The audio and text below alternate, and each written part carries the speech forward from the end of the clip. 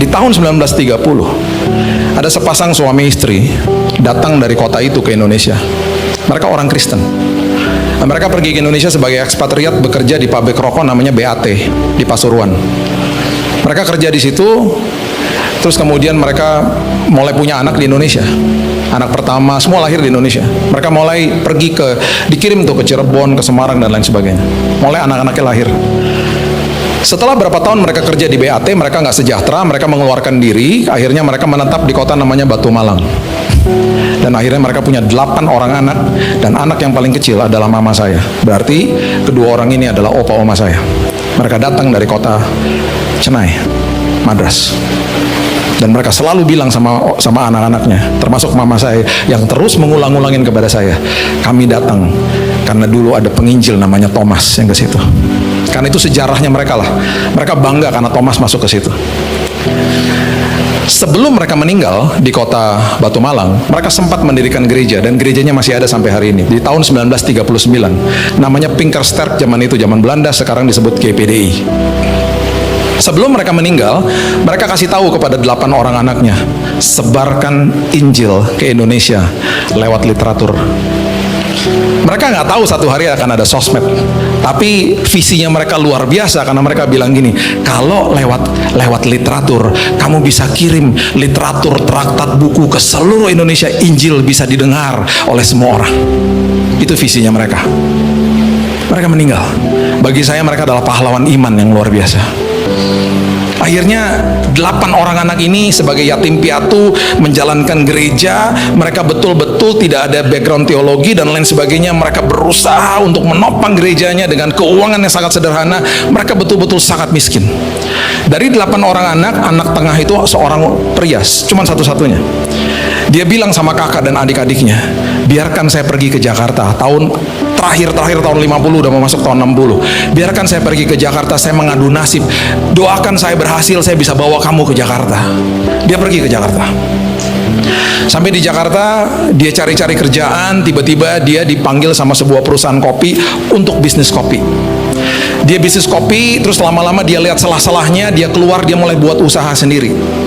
Dia mulai agak-agak berhasil, kemudian ada uang cukup, dia mulai kasih tahu sama kakak dan adik-adiknya, ayo ke Jakarta aja. Jadi mereka semua dibawain ke Jakarta, cuman satu tinggal di Batu Malang untuk terus mengembalakan gerejanya. Termasuk mama saya pindah Jakarta semuanya. Satu hari mama saya bergabung di sebuah gereja namanya GPDI Ketapang tahun 60-an. Lagi nyanyi di paduan suara, dia kepincut sama seorang pria dari Manado namanya John Lantang.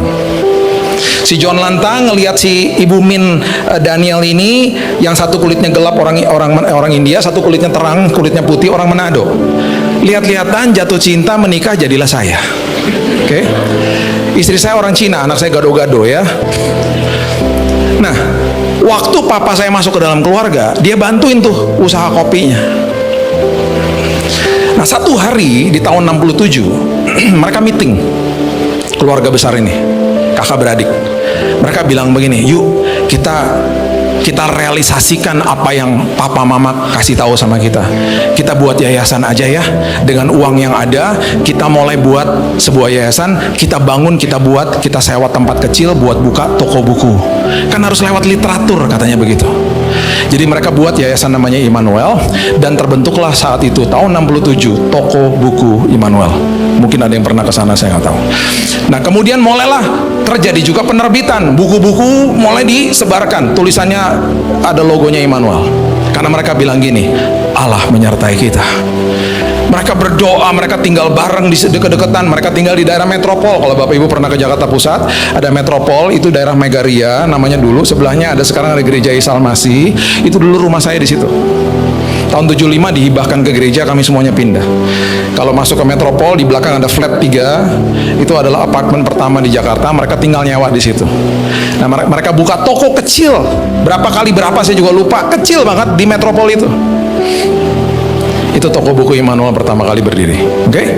Dengan berjalannya waktu, mama saya kalau malam-malam kalau berdoa, saya nggak pernah lupa dia ngomong gini, ayo doain ya, semoga ini cepat-cepat berhasil bisnis kopinya katanya. Karena bisnis kopinya ini menopang pelayanannya. Karena pelayanannya nggak ada duitnya lah. Ini sementara keluarga besar hidup di Jakarta. Satu hari di tahun 71. Tiba-tiba di kantor kopi, yang di situ juga, memang di rumah juga kantornya, mereka dapat telex.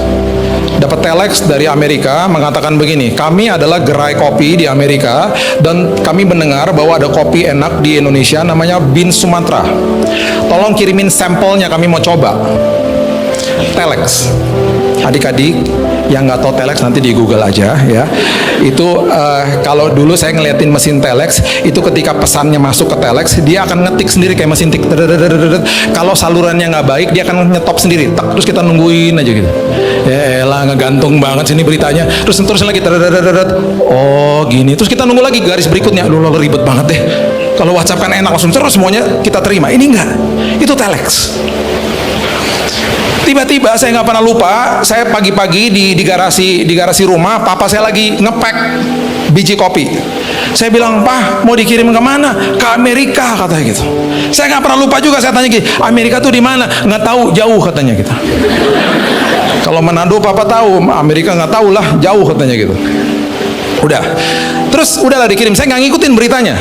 Setelah beberapa bulan setelah itu, saya tiba-tiba ngelihat ada truk segede bagong depan rumah, gede banget truknya, ditutup sama terpal, masuk ke garasi rumah, depan garasi maksudnya.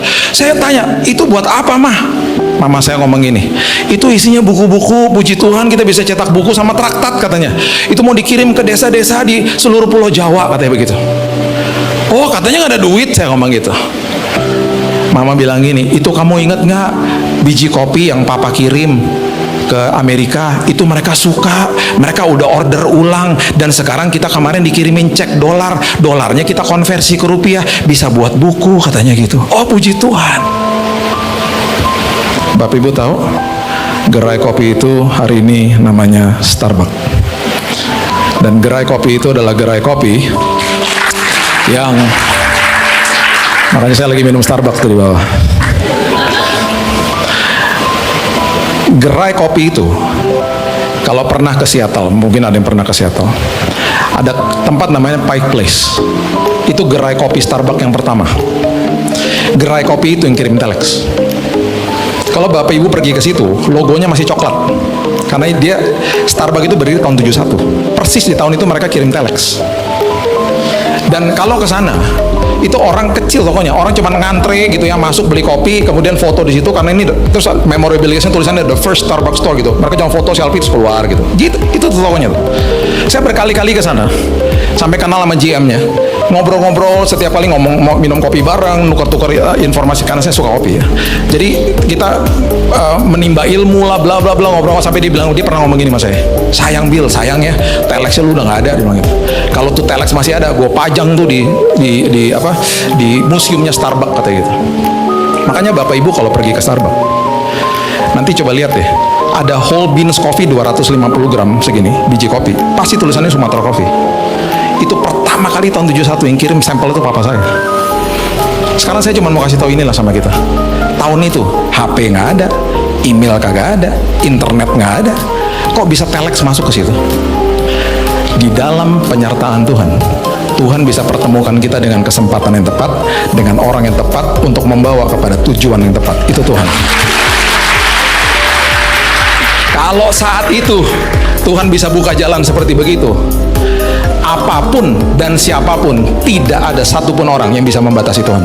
Gak bisa. Kita terkesima, kita lihat, wow. Dan beberapa minggu lalu saya ada meeting di Metropol yang dulunya Megaria. Saya pas lagi turun dari mobil, saya lihat bekas toko kita zaman itu sekarang menjadi outletnya Starbucks. Sampai fotoin saya kirim ke grup keluarga, guys coba lihat nih, aduh we came all around, sampai tiba-tiba memang Tuhan udah mempertemukan kita dengan Starbucks dari zaman dulu lah ya. Jadi saya cuma mau kasih kekuatan ini sama kita, bahwa Allah Immanuel, penyertaan Tuhan tuh gak pernah gagal sama hidup kita. Kalau ada pintu tertutup dalam hidupmu, jangan-jangan ada bahaya di belakangnya. Jangan komplain. Nanti Tuhan akan siapkan pintu yang dia buka. Di baliknya ada perkenanan Tuhan yang luar biasa yang dia sudah siapkan bagi kita. Oma, umur berapa Oma? Lihat sini Oma. Tanyain umur berapa? Umur berapa? 98. 98. Iya. Cucunya? Cucunya 36. Oh, iya.